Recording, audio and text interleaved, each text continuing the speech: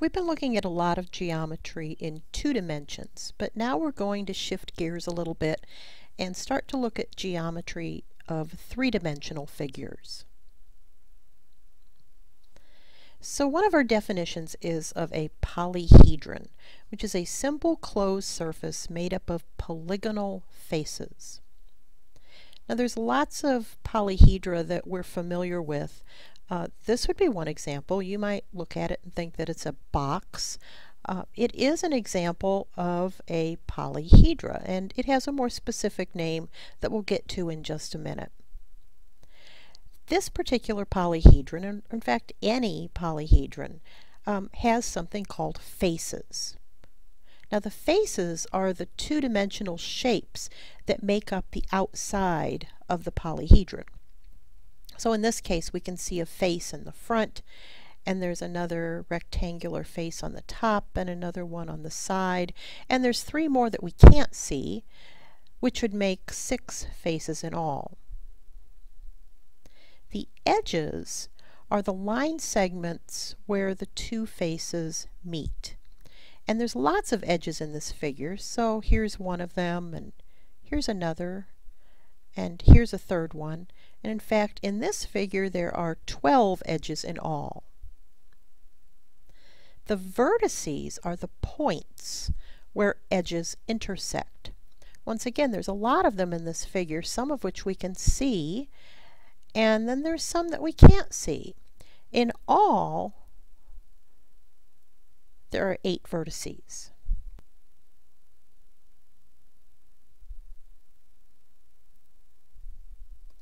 So we're going to look at 2 specific types of polyhedra.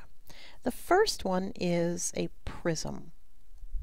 Now prisms have 2 congruent parallel faces, which we're going to call bases. And those 2 congruent parallel bases are connected to each other with rectangular faces. In these 2 prisms, you'll notice that the 2 congruent parallel faces might be oriented a little bit differently. In this one, those 2 congruent parallel faces we could say are kind of the top and the bottom of it. And if you look at the shape of those faces, we can come up with a name for this prism which describes more clearly what kind of prism it is. Since those bases are both rectangles, we can call this a rectangular prism. Now in the other one, the 2 congruent parallel faces are these octagons that kind of look like they're in the front and the back. So even though this is also a prism, it belongs to the prism family, we can give it a more specific name by calling it an octagonal prism. Now there's a couple of things to notice here. When we're naming prisms, we can always think of them as having kind of a first name and a last name. The last name is the family name, so these belong to the prism family. The first name is really naming the shape of the faces, the bases that make up those congruent parallel sides of the prism. Now the second thing you're going to want to notice is that the things that we call bases are not necessarily on the bottom of the figure. With the octagonal prism, you can see that the bases were really in the front and the back. So be a little bit careful about that when you're trying to locate the bases of a prism so that you can name it. Keep in mind that you're looking for those 2 polygons that are parallel and are congruent. Those will be your bases. Now the other kind of polyhedra that we're going to be looking at is the pyramid. Pyramids are defined by 1 polygonal base and a point that is not in the plane of the base. The point and that 1 polygonal base are going to be connected with triangular faces. Now just like with prisms, pyramids can be given names based on the family they belong to, which in this case is pyramid, and on the shape that makes up the base. So for example, this one has a base that's a pentagon. So we can call it a pentagonal pyramid. It belongs to the pyramid family and its base is a pentagon. And this one has a base that's a rectangle. So we can call it a rectangular pyramid. It belongs to the pyramid family and its base is a rectangle.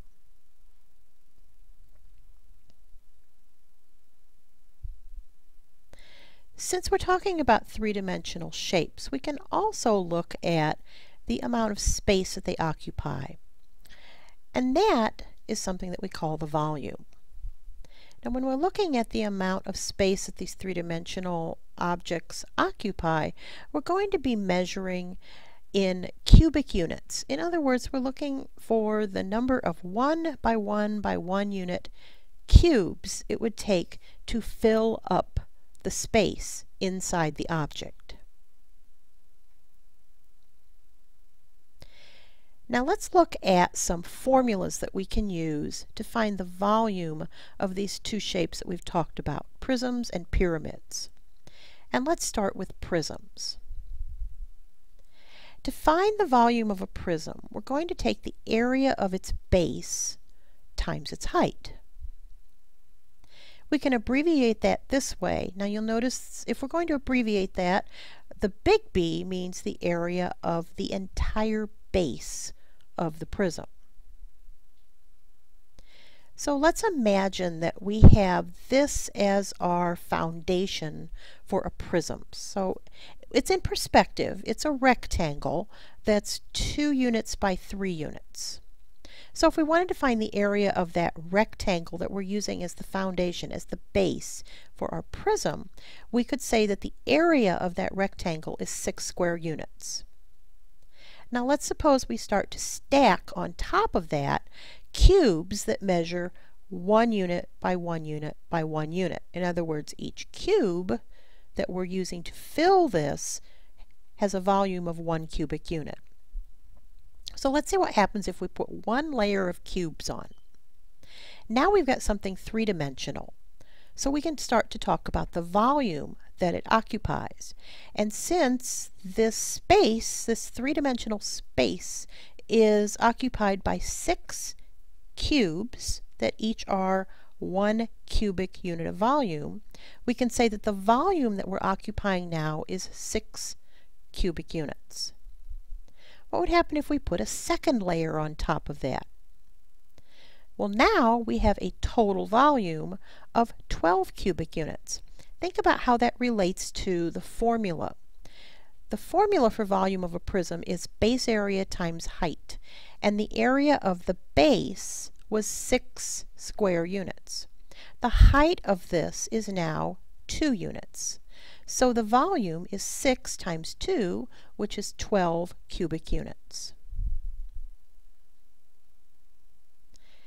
Now we can also have a formula for volume of a pyramid, but in order to see why that works, I want you to think about the volume of a rectangular prism, which we said would be the area of its base times its height. Let's suppose that we have a rectangular prism that's identical to this one, but it's empty, and we're going to fill it up with a pyramid. And what we're looking for is a relationship between the area of the pyramid and the area of the prism. Now obviously this pyramid, which has the same height as the prism, takes up a lot less space. So if we take this pyramid and just kind of shove it into the corner, we can get kind of an idea of a relationship between the two, between the prism and the pyramid. But to show you what's really going on here, let me show you a paper model of what's going on. If you look on the right side of this picture, you'll see a pyramid. And on the left side, you'll see these kind of squished pyramids, and they're filling up a rectangular prism that has the same height, and it takes 3 of those pyramids to fill up the prism. In other words, one of the pyramids has 1/3 of the prism's volume. Now that's what leads us to a formula for the volume of a pyramid. if we want to know the volume of a pyramid, we're going to take 1/3 of its base area times its height.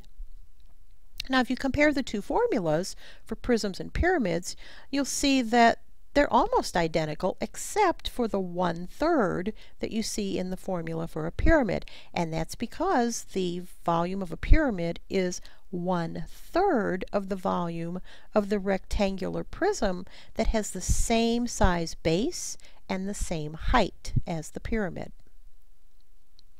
So suppose we want to find the volume of this pyramid. It's a rectangular pyramid that has a base that's 8 inches by 7 inches, and its height, which is measured from the base to that vertex at the top, and it's measured at a right angle to the base. That height is 6 inches. So the volume of this pyramid is 1/3 times the area of its base, 8 times 7, times its height, which is 6, or 112 cubic units. The other thing we want to look at with three-dimensional figures is surface area. Now, to understand surface area, we have to think about the outside of the figure, the surfaces of the figure. And surface area is the total area of those outside surfaces. So if you take a look at the shapes we have in this picture, they're kind of made out of a clear plastic. Those are our three-dimensional figures. And the colored shapes that you see, the red and the yellow and the blue, those are kind of like skins that you could wrap around each of these figures. So if we want to know the surface area of each of the clear three-dimensional shapes, what we'd need to do is find the area of each of these skins that we can wrap around the three-dimensional shapes. Well, those skins that we can wrap around the three-dimensional shapes have a name. They're called nets.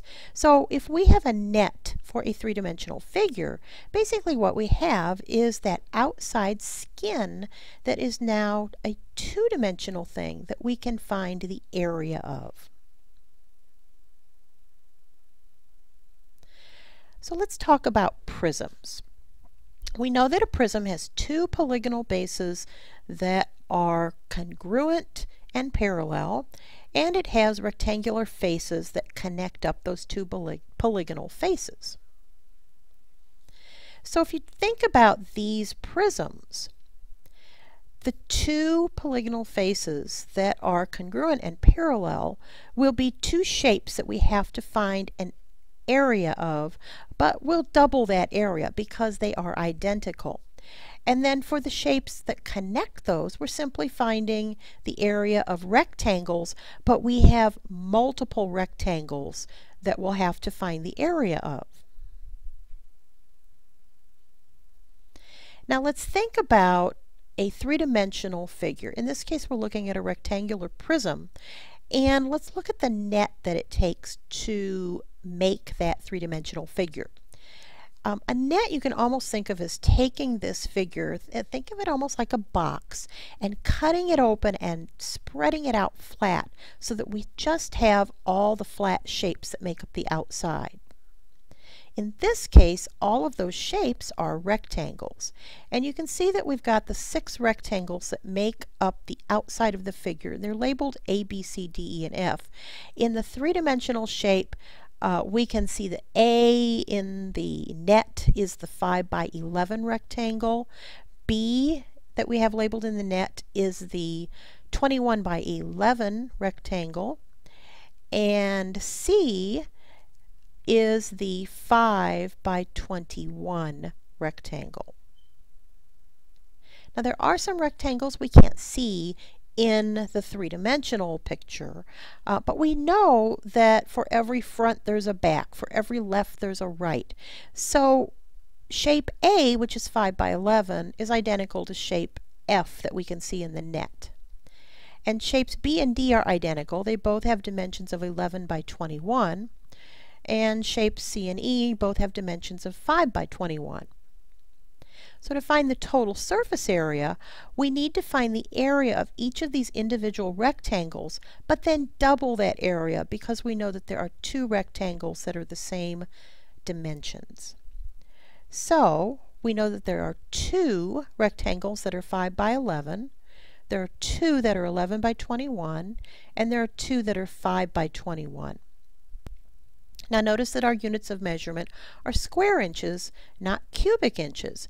For volume, our units of measure were cubic inches because we were looking for how many three-dimensional cubes would fill up the figure. Now we're looking at surface area, which is the amount of two-dimensional surface on the outside of the figure. So since we're measuring a two-dimensional thing, we measure that in square units, in this case square inches.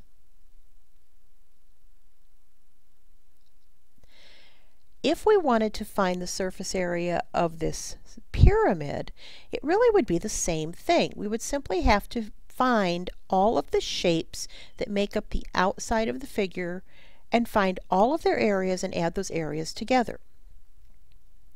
It might be useful to think about a net that we could draw that would show us what this pyramid would look like if we cut it open and laid it flat.